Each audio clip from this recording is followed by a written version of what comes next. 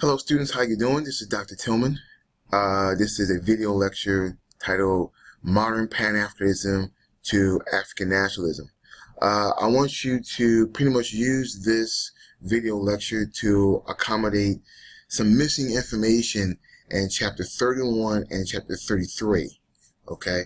And matter of fact, let's just be honest, when you're reading your chapters, when you're reading chapter 31 and 33, I want you to accompany this to page 602, where it talks about types of nationalism, where it talks about Marcus Garvey and Pan-African unity. And I want you to apply this in chapter 33 in regards to page 644 in regards to African nationalism. There are some things that the textbook did not go into that I personally have to go into. I hope that your online summer class has been going well. I hope that you have taken away a lot of valuable information. Like I said before, this is about European conquest and how do African and Asian respond. And I think now, if you look at European conquest and the African slave trade, you saw how the Haitians respond. That was a great example of black nationalism and the formation of our black country. And now you're in week 6. You saw now slavery is now over. You have an industrialization of Europe and the United States. And now you see them going, in order to put that industry to work, you have to look for resources, valuable resources. And now you have to go to what is now considered the richest continent on the planet, which is Africa. The diamonds, the rubber, etc., etc. We also now look at the scramble for Africa, the repartition of Africa, which make up these nations called Ghana and everything else. It was South Africa. It was never called that before. Now you're seeing given to it. And if you've seen that documentary, King Leopold, you're now looking at what colonialism was. Colonialism, which is pretty much the political, cultural control of a people. You control someone's education, their politics, their culture, their religion, who they look like, and you instill this idea of inferiority upon them, where you deem people who are of European descent as those who are, quote unquote, bringing civilization. Well, you can't call yourself civil if you're harming people and destroying their mental process that way. Also, imperialism is part of the military aspect, where you're bringing violence to control people. That's really what it is. So now, how do Africans respond to this? How do Africans respond to this onslaught? In order to do that, you have to understand black nationalism and Pan-Africanism. These are pictures right here. Just follow the cursor if you can. This is Marcus Garvey, which you should be watching a documentary of for Look For Me in the Whirlwind. This right here is Kwame Nkrumah. He's very important. And this right here is members of the Mama Revolution in Kenya. These parts are very important. And again, in order for you to understand 31 and 33 and understand nationalism and understand in depth how they respond, you must understand Pan-Africanism and how it leads to African nationalism. So let's look at a few definitions. This flag right here, you see right here, is the UNIA flag. This is the Pan-Africanist flag. This was created by Marcus Garvey himself. The red is for the blood of the people of Africa that was shed. The black is for the people itself. And the green is for the land. All this is the Pan-Africanist flag. You have to understand that in order to fight off colonialism and imperialism, this is a global issue. All right? This is a global issue. You have to understand what black or African nationalism is. I'm talking about black nationalism in the United States, in the Caribbean, in Latin America, and Africa as well. Okay, black nationalism means this: nationhood. You got your own flag, you got your own government, you got your own land, you got your own military. Now, the greatest example of black nationalism, and you just read about it, the Haitian Revolution.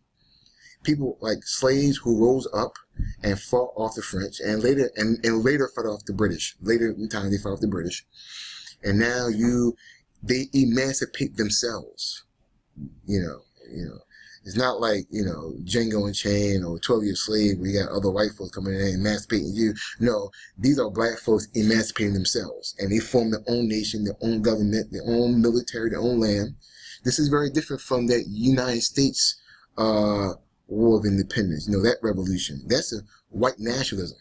White nationalism is really about white nationalism about oppressing people who are non-whites and non-European descent. See, their nationalism. See, I mean, if you look at the United States, you know, after the Declaration of Independence, it actually upholds slavery. Women got no rights, and it's open season on Native Americans. So that's pretty much what it is. So black nationalism is the total opposite.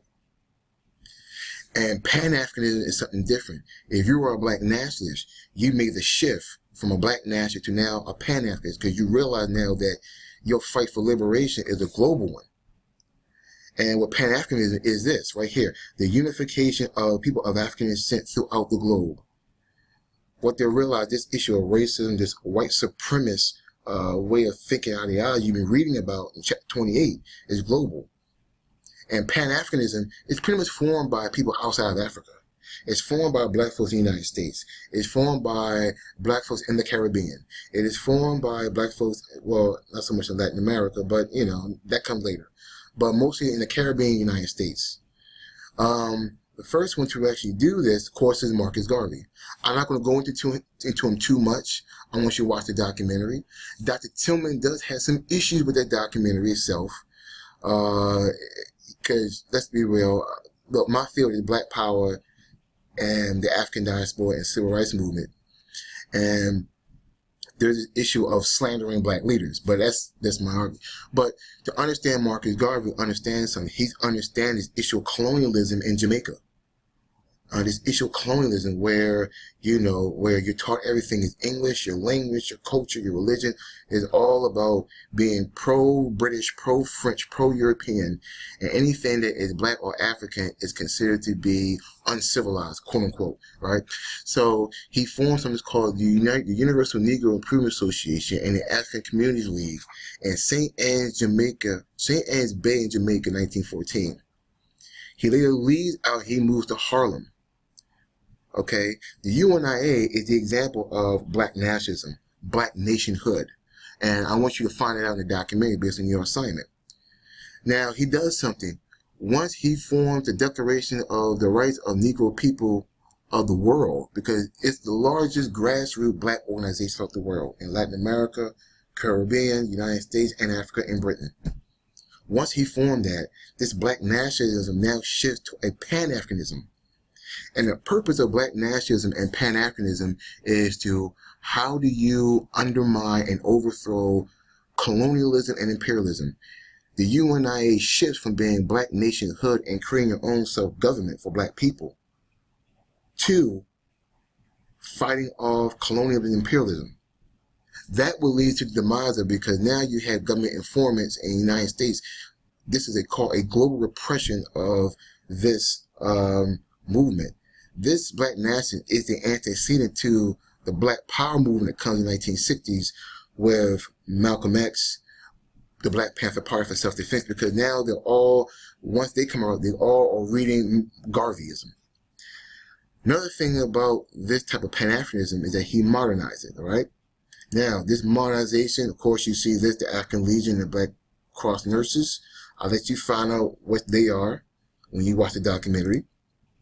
Also, J. Edgar Hoover and government surveillance. This is how they really dismantle the UNIA. You send in black informants. You'll watch that in the documentary. You'll get it.